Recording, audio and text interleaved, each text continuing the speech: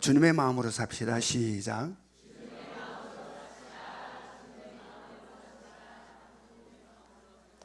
우리 이승수 목사님 나오셔서 말씀 전해 주시겠습니다.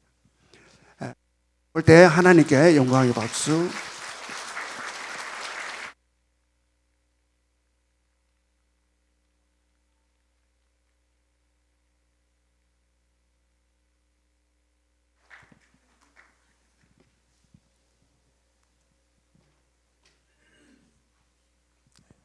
네, 목사님 제자로 이렇게 있게 돼서 또 너무 감사하고 예명교회 목사님이 돼서 또 더욱 감격스럽습니다. 네, 감사합니다.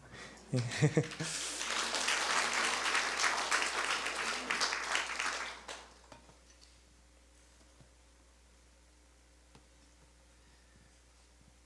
네, 오늘 설교 제목이 무엇입니까?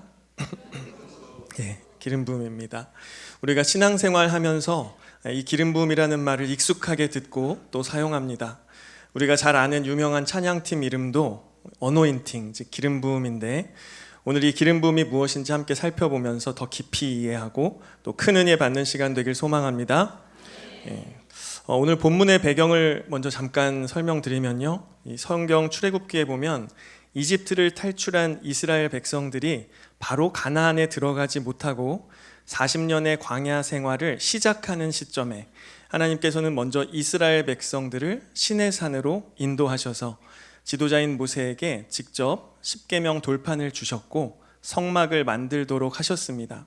오늘 우리가 읽은 본문인 이 출애굽기 30장에는 성막을 만든 후에 성막과 그 안에 사용되는 기구들의 기름 부음을 지시하는 장면이 담겨 있습니다.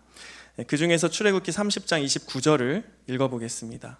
함께 읽겠습니다. 시작. 그것들을 지극히 거룩한 것으로 구별하라. 이것에 접촉하는 것은 모두 거룩하리라. 아멘. 이 말씀에 잘 나타나듯이 이 기름 부음의 의미는 하나님께 거룩히 구별된 것, 성별된 것임을 선언하는 행위입니다. 기름 부음을 통해서 이것은 하나님의 소유다, 하나님의 소유이며 하나님의 임재가 머무는 거룩한 것이다 라는 것을 의미합니다. 언젠가 제가 TV에서 한 첼리스트의 인터뷰를 봤습니다. 국제 콩쿠르에서 우승을 했는데 우승 상금이 약 2천만 원이라고 밝혔습니다. 진행자가 그 돈으로 뭘 할 거냐 하고 물어보니까 첼로를 연주하는 활을 사려고 이제 돈을 모으고 있다고 하는데, 2천만 원으로는 그 활도 살 수 없을 만큼 악기가 비싸다라는 거죠. 그런데 이 악기라는 것이 물론 악기 자체도 좋아야 하겠지만 누가 썼던 악기냐에 따라 가격이 수십억까지도 한다고 합니다. 상상 초월이죠. 저희 집에도 기타가 있습니다. 이 악기의 주인은 누굴까요? 접니다.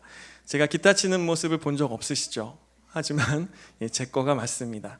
제가 기타를 배우려고 찬양팀 현준이에게 부탁해서 멀리 서울에 낙원상가까지 가서 좋은 악기를 골라달라고 하고 제 마음에 쏙 드는 기타를 꽤 비싸게 샀는데 악기 배우는 게 마음같이 잘 되지 않더라고요. 조금 쳐보다가 바쁘다는 핑계로 기타를 기타 커버에 잘 씌워서 수년째 손도 대지 않고 베란다에 잘 모셔놨습니다.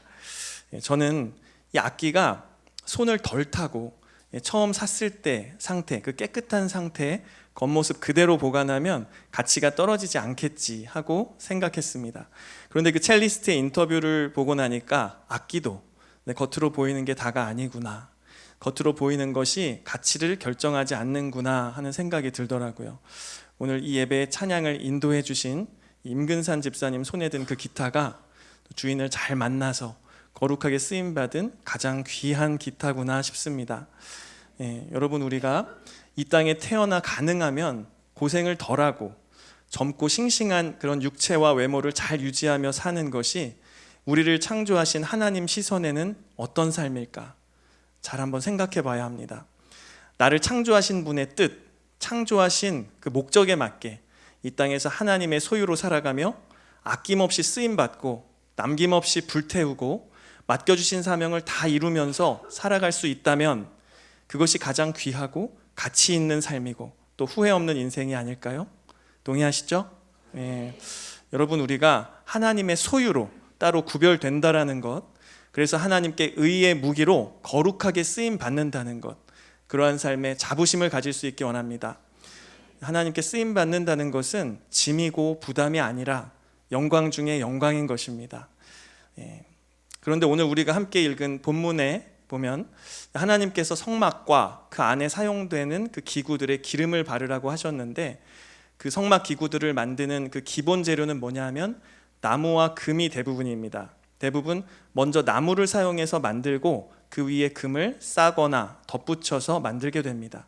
그렇다면 그 성막 기구의 기본 재료가 되는 이 나무, 이 성막을 만들 때 쓰인 목재는 어떤 나무일까요? 시간이 많이 흐른 후에 솔로몬 왕이 하나님의 성전을 지을 때 레바논의 백향목을 사용했습니다. 백향목은 가벼우면서 또 단단하고 벌레나 곰팡이 또 습기에 강해서 썩지 않습니다. 최고급 목재라는 거죠. 나무의 제왕이라고 불린다고 합니다. 그러니 이 출애굽기에 지은 이 성막의 기구들도 우리가 잘 아는 레바논의 백향목이 쓰였을까요? 확인해 보겠습니다. 출애굽기 25장 10절 성막의 언약궤에 대한 내용입니다. 제가 읽겠습니다. 그들은 조각목으로 궤를 짜되, 또 23절 진설병상에 대한 내용입니다. 너는 조각목으로 상을 만들되. 26장 15절 26절 32절 말씀, 성막의 널판과 띠와 기둥에 대한 내용입니다. 너는 조각목으로 성막을 위하여 널판을 만들어 세우되, 또 너는 조각목으로 띠를 만들지니 금 갈고리를 내 기둥 위에 늘어뜨리되 그 내 기둥을 조각목으로 만들고. 27장 1절 번제단에 대한 내용입니다. 너는 조각목으로 길이가 5규빗 너비가 5규빗의 제단을 만들되. 30장 1절 분향단에 대한 내용입니다.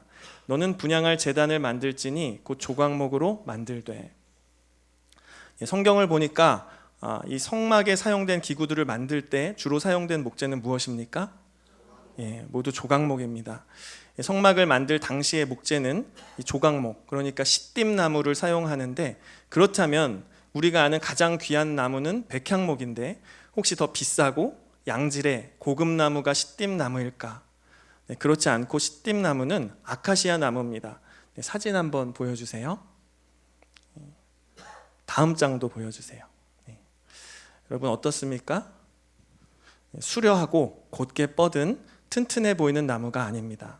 화면에 보시다시피 시띠나무는 볼품없고 또 가시가 많고 곧게 자라지 못하고 대부분 이렇게 구부러져 있습니다. 그런데 하나님은 바로 이런 형편없는 조각목을 택하셔서 하나님을 섬기는 귀한 도구로 사용하십니다. 느낌이 오시죠? 바로 우리가 이런 조각목입니다. 세상에서 죄에 물들어서 더럽혀지고 타락한 우리들이 이렇게 형편없는 조각목과 같은 우리가 하나님을 만나서 다시 거룩한 존재로 하나님께 속한 하나님 소유의 아름다운 새 피조물로 회복되고 거듭나는 것입니다. 바로 이것이 하나님 나라의 백성으로 선택받은 바로 우리에게 허락된 은혜이고 이 땅에서 우리가 살아가는 삶의 여정입니다. 아멘. 그러면 구부러지고 볼품없는 이 조각목이 어떻게 아름다운 성전의 기물이 될 수 있을까요? 원래 상태 그대로는 도저히 쓸 수가 없죠. 아프지만 깎이고 다듬는 과정이 있습니다. 출애굽기 35장 30절과 31절 말씀 함께 읽겠습니다. 시작. 모세가 이스라엘 자손에게 이르되 볼지어다 여호와께서 유다 지파 훌의 손자여 우리아의 아들인 브살레를 지명하여 부르시고 하나님의 영을 그에게 충만하게 하여 지혜와 총명과 지식으로 여러 가지 일을 하게 하시되. 아멘. 하나님의 영이 충만히 임한 유다 지파의 브살레를 통해서 이 뒤틀리고 구부러진 이 형편없는 조각목이 아름다운 성전의 기물로 재탄생하게 됩니다. 우리도 마찬가지입니다. 먼저 우리의 죄를 씻어주러 오신 브살레처럼 유다 지파로 오신 예수님을 통해서 믿음으로 말미암아 의롭게 되고, 그리고 우리를 하나님 나라의 백성다운 모습으로 변화시켜 나가는 성령님의 역사 가운데 거룩하고 아름다운 모습으로 지어져 가는 겁니다. 이렇게 우리는 하나님 손에서 새로운 존재로 새 피조물로 성별되어 거듭나는 것이 바로 기름 부음입니다. 자, 그러면 이 기름 부음은 누가 받게 되고 어떠한 이유로 받게 됩니까? 구약 성경을 보면 하나님은 아무에게나 기름 부어 주신 게 아니라 왕을 세우실 때, 제사장을 세우실 때, 또 또 선지자를 세우실 때 그들에게 기름 부어 주셨습니다. 기름 부음은 하나님께서 일을 맡기실 때, 사명을 맡기실 때 그 직무와 직임에 맞춰서 행하여진 거죠. 예를 들어 아론과 그의 아들들이 제사장으로 세워질 때, 그리고 사울과 다윗, 솔로몬이 왕으로 세워질 때, 그리고 엘리사 선지자가 세워질 때 기름 부음이 있었습니다. 그러나 하나님께서 기름 부어 세우신 사람이 주님의 뜻을 온전히 이루지 못할 때는 그 성령과 기름 부음을 거두어 가시기도 하셨습니다. 대표적인 예로 초대 이스라엘 왕 사울이 있습니다. 말씀 사무엘상 16장 13절과 14절을 읽어보겠습니다. 함께 읽겠습니다. 13절 시작. 사무엘이 기름 뿔병을 가져다가 그의 형제 중에서 그에게 부었더니 이날 이후로 다윗이 여호와의 영에게 크게 감동되니라. 사무엘이 떠나서 라마로 가니라. 14절 시작. 여호와의 영이 사울에게서 떠나고 여호와께서 부리시는 악령이 그를 번뇌하게 한지라. 아멘. 13절에 보시면 다윗에게 기름 부어 왕으로 세우시는 장면이 나오는데 그때 하나님의 영이 다윗에게 임하죠. 또 바로 이어지는 14절에서는 그 영이 사울에게서 떠나는 장면이 대조적으로 기록됩니다.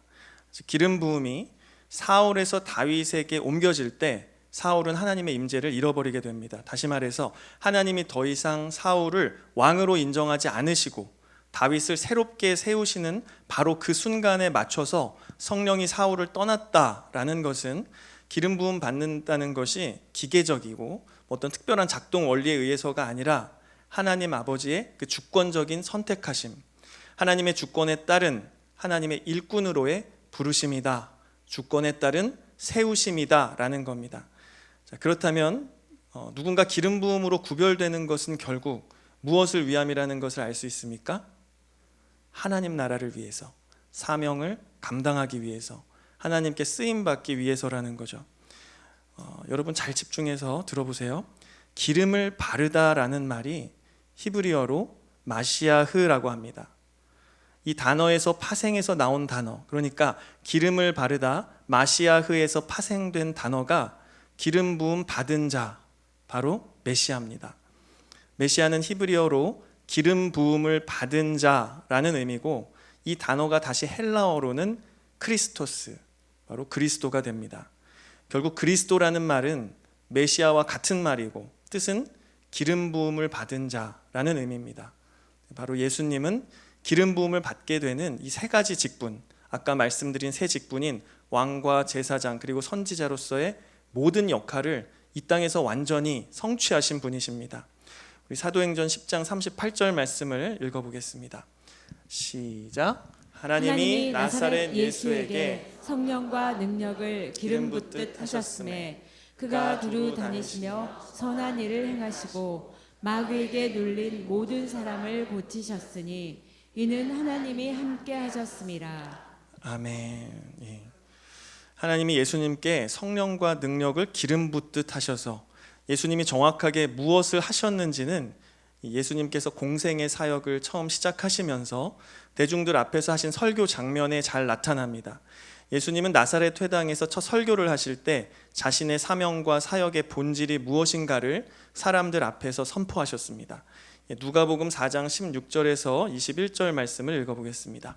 함께 읽겠습니다. 시작.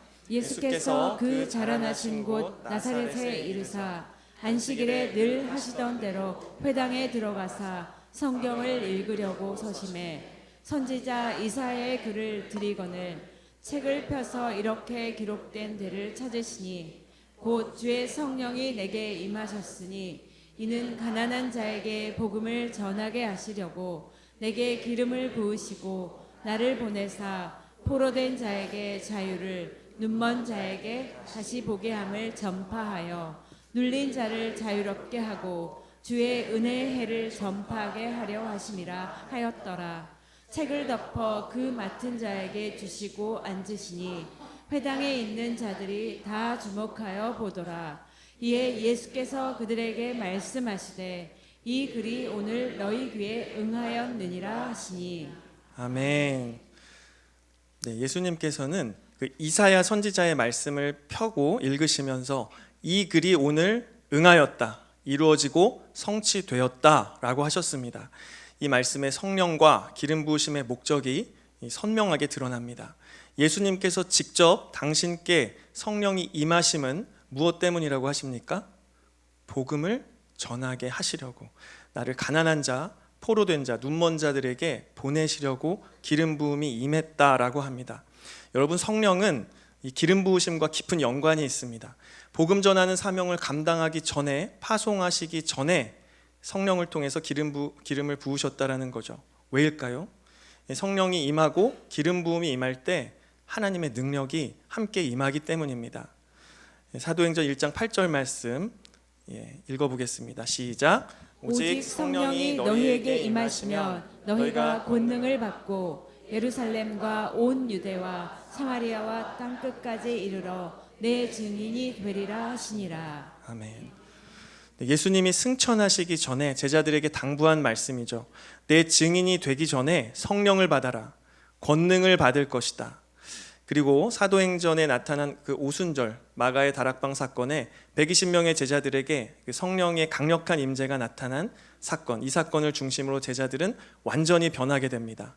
성령 받기 전에 예수님이 십자가에 못 박히실 때 예수님을 부인한 베드로, 또 그리고 뿔뿔이 흩어져 도망간 제자들, 그들이 유대인들 앞에서 예수님을 십자가에 못 박고 분기탱천한 그 예루살렘 유대인들 앞에서 성령 충만함으로 두려움 없이 담대한 모습으로 복음을 전함으로 그 자리에서 3,000명이 회심하고, 이후로도 성령님을 통해서 놀라운 이적들을 행하게 됩니다.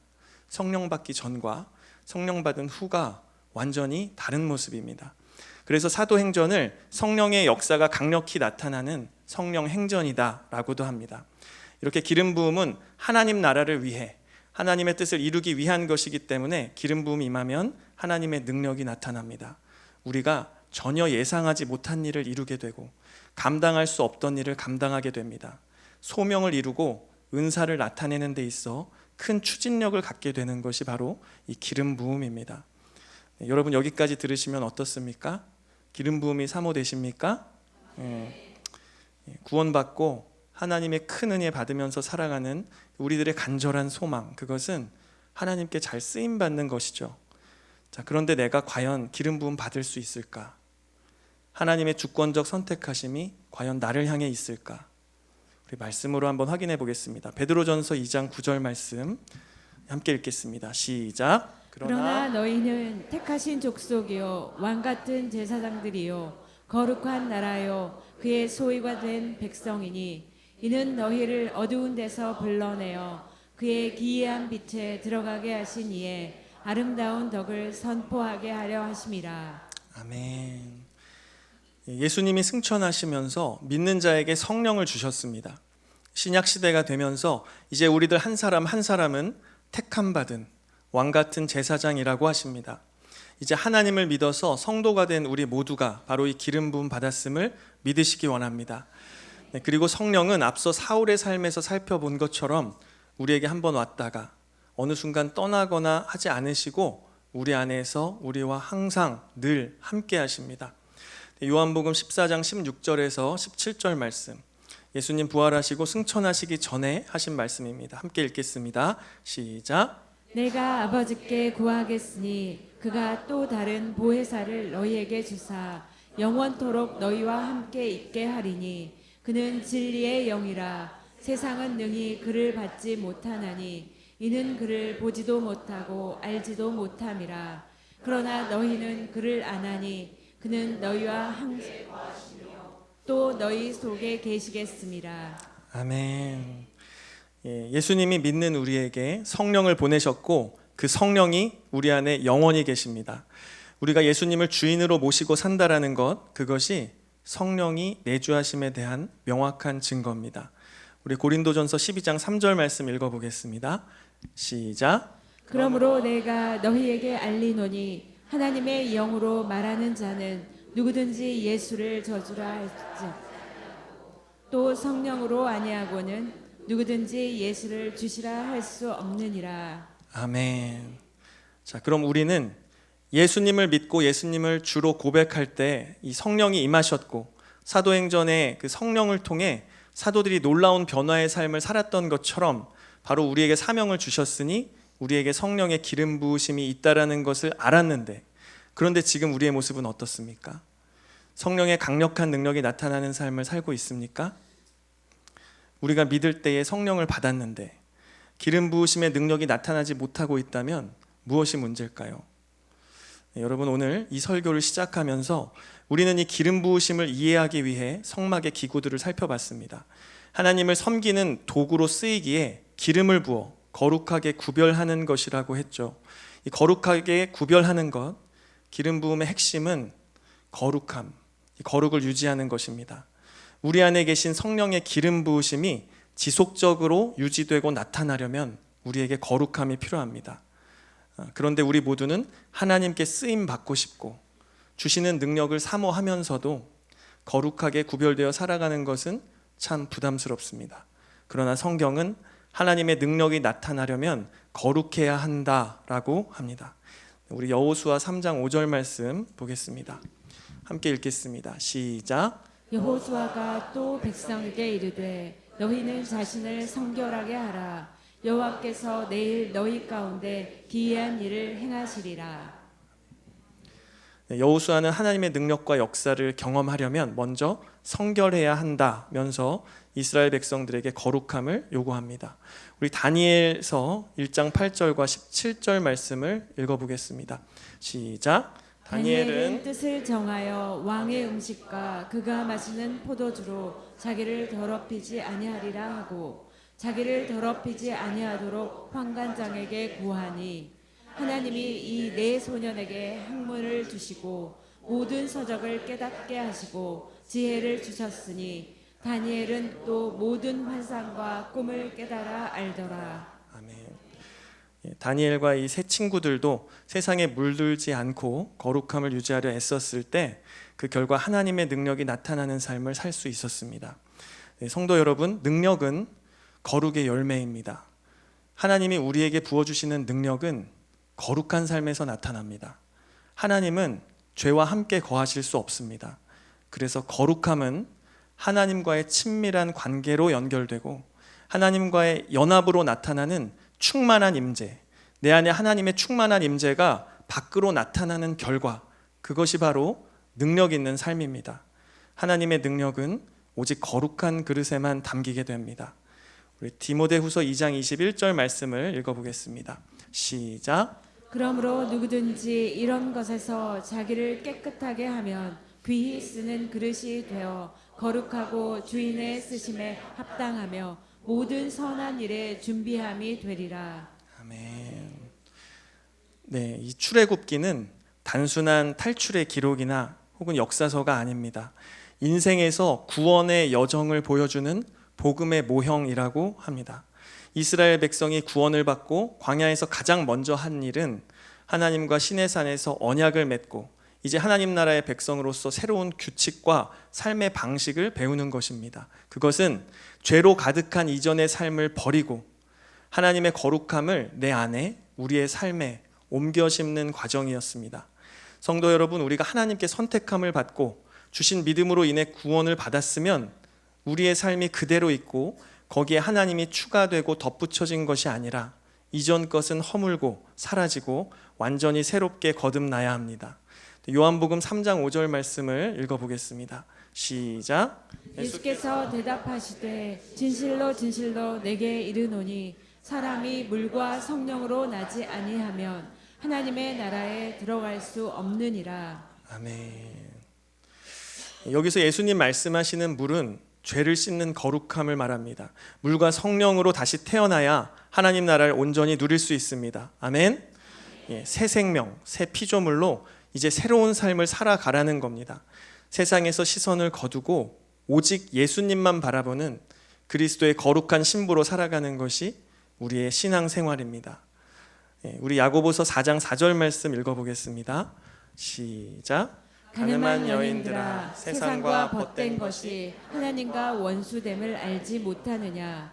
그런즉 누구든지 세상과 벗이 되고자 하는 자는 스스로 하나님과 원수되는 것이니라. 아멘. 우리 요한일서 2장 15절과 16절 말씀도 읽어보겠습니다. 시작. 이 세상이나 세상에 있는 것들을 사랑하지 말라. 누구든지 세상을 사랑하면 아버지의 사랑이 그 안에 있지 아니하니 이는 세상에 있는 모든 것이 육신의 정욕과 안목의 정욕과 이생의 자랑이니 다 아버지께로부터 온 것이 아니요 세상으로부터 온 것이라. 아멘. 네, 여러분, 거룩은 선택이 아닙니다. 구원받은 성도의 본질이고 정체성입니다. 성경 에베소서 말씀은 하나님이 우리를 구원하신 이유, 구원의 목적은 단순히 죄의 용서가 아니고 우리를 거룩한 백성으로 만드시기 위함이다 라고 기록합니다. 우리 에베소서 1장 4절 말씀 읽어보겠습니다. 시작. 곧 창세전에 그리스도 안에서 우리를 택하사 우리로 사랑 안에서 그 앞에 거룩하고 흠이 없게 하시려고. 아멘.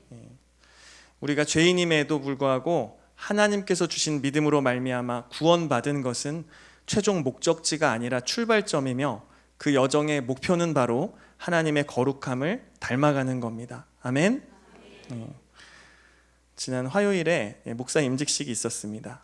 주변에서 축하를 많이 받았는데 축하 받을 때마다 물론 너무 감사했지만 부담도 정말 컸습니다. 목사로서 마땅히 가져야 할 그런 자질과 일반적으로 목사에게 기대하는 그런 모든 것들을 생각하면 제가 너무나 부족하다고 느껴졌고 기도할 때마다 참 괴로웠습니다. 제 인격과 성품과 기질 그리고 능력까지 하나하나 다 걸림돌이었습니다. 우리가 결혼하면 식을 치르면 그날부터 누군가의 아내와 남편이 되고 또 아이를 낳으면 그날부터 우리는 한 아이의 부모로 살게 됩니다. 되는 것은 쉬운데 어떤 자격을 갖춰서 되는 것은 아니라는 거죠. 그래서 저도 목사 안수 받을 날이 다가오는데 이제 곧 목사가 될 텐데 제 자신을 돌아보면 돌아볼수록 저의 부족함 때문에 많이 괴로웠습니다. 능력에 대해서는 걱정하지 않았습니다. 저는 능력이 없지만 오늘 말씀처럼 주님께서 제 안에서 막힘없이 역사하신다면 주님은 주님의 뜻을 이루실 거다라는 그런 확신이 있었습니다.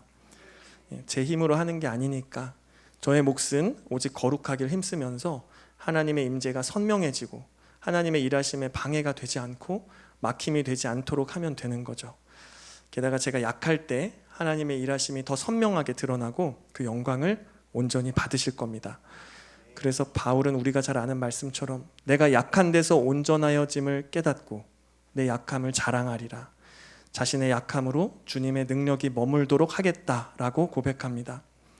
그래서 부족한 능력에 대해서는 걱정하지 않지만 오히려 가장 안타까웠던 일은 교회에서 진행했던 많은 훈련들, 올해는 마음 지키는 훈련을 하고 있죠. 매년 담임 목사님께서 오늘도 목 놓아서 훈련 잘 받으라고 말씀하시는데 조금 더 애쓰고 조금 더 노력했다면 이 목사라는 자리에 걸맞는 조금 더 주님 닮은 아름다운 모습과 탁월한 영성을 갖추지 않았을까. 그 점이 참 아쉬웠습니다. 늘 주님은 나를 향한 말씀을 주실 때 삶에서 훈련할 수 있도록 충분한 기회도 함께 주셨습니다. 그래서 평소에 칼을 갈고 준비하며 살아야 한다는 것을 다시 한번 깨달았습니다. 여러분, 주님이 우리를 부르시고 또 세우실 때가 있는데 그때 준비된 자로 사용될 수 있는 그릇이 되도록 평소에 애써야 합니다. 아멘. 그래서 임직식 전에 괴로워하면서 낮아진 마음으로 기도하는데 주님께서는 한 가지 거룩함을 준비하라라는 그런 감동을 주셨습니다. 처음엔 이런 메시지가 도대체 뭘까? 나의 삶에 어떤 용서받지 못할 그런 큰 죄가 있나? 싶었는데 이렇게 기름 부음이라는 설교를 준비하고 말씀을 묵상하면서 하나님의 온전한 소유가 되고 하나님의 뜻대로 사용받기 위해서는 거룩해야 한다는 것을 점점 알게 되었습니다.